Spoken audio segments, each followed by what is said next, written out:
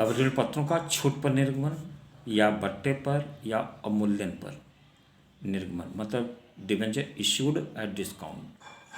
हिंदी में इसे बट्टा, अवमूल्य, कटौती इत्यादि नामों से भी जाना जाता है।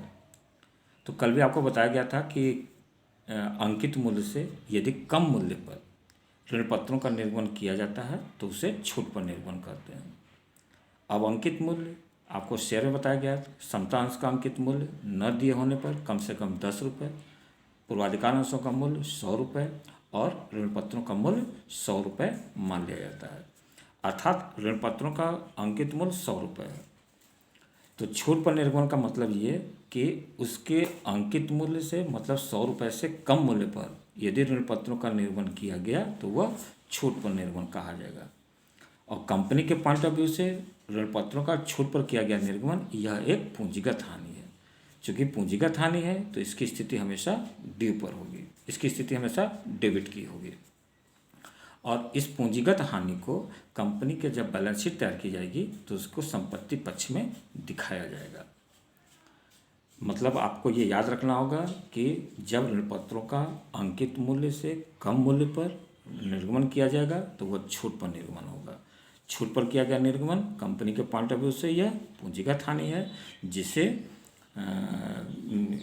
डेबिट किया जाएगा और आर्थिक चिट्ठे के बैलेंस शीट में संपत्ति पक्ष की ओर दिखाया भी जाएगा।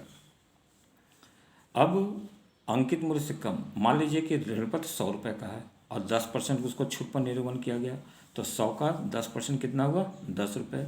तो अब उसका अंकित मूल्य कितना पड़ा 90 रुपये, मतलब ऋण पत्र अब 90 रुपये का हुआ।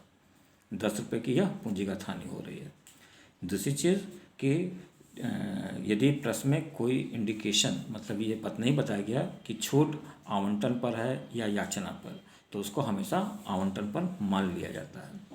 मतलब छूट आवेदन पर भी हो सकता है, आवंटन पर भी हो सकता है और याचनाओं पर भी हो सकता है।